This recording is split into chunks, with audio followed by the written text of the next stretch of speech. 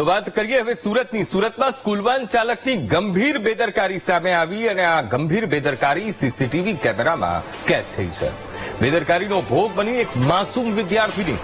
શહેરના ઘોડદોડ રોડ વિસ્તારમાં આ દુર્ઘટના બની છે, જેના સીસીટીવી સામે આવ્યા છે અને સ્કૂલ વાનમાંથી ઉતરીને જતી બાળકી પર એ સ્કૂલ વાન ચડી ગઈ હતી. એક માસૂમ બાળકી એ ઘસડાઈ હોવાના દ્રશ્યો સીસીટીવી કેમેરામાં કેદ થયા છે. ઇજાગ્રસ્ત બાળકીને સારવાર અર્થે હોસ્પિટલ લઈ જવામાં આવી છે. તો આજ મુદ્દે સંવાદદાતા શૈલેષ ત્રિવેદી ફોનલાઈન પર જોડાઈ ગયા છે.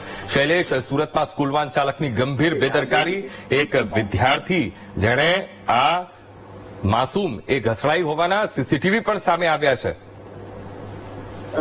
ઘોડદોડ રોડ વિસ્તારની આ સમગ્ર ઘટના હોવાનું સામે આવ્યું છે, જેમાં એક બાળકી સ્કૂલેથી નીચે ઘરે જવા નીચે ઉતરી હતી વાનમાંથી અને વાન ચાલકની અતિ ગંભીર કહેવાય, ગુનાહિત કહી શકાય તેવી બેદરકારી સામે આવી છે અને તેને બાળકી ઉતરી ગયા પછી બાળકી કઈ તરફ ગઈ એ જોયા વગર સીધી વાન ચલાવી દીધી હતી અને વાનની અડફેટે આ બાળકી આવી ગઈ હતી અને તે લોહી લુહાણ થઈ ગઈ હતી. આ બાળકીને હાલ તો હાથ અને માથાના ભાગે ઈજા થઈ છે. તેને એક ખાનગી હોસ્પિટલમાં સારવાર માટે ખસેડવામાં આવી છે. હાલ એની સ્થિતિ અંગે હજુ કોઈ રિપોર્ટ આવ્યો નથી, પરંતુ બાળકીનો બચાવ થયો એ એક ચમત્કાર કહી શકાય તેવો ઘટનાક્રમ છે. બીજી તરફ સમગ્ર મામલામાં જે વાન ચાલકની બેદરકારી છે એની સામે પોલીસે તપાસ શરૂ કરી છે. ઉપરાંત સુરતના જે ડીઓ છે, ડીઓએ પણ તપાસના આદેશ આપ્યા છે.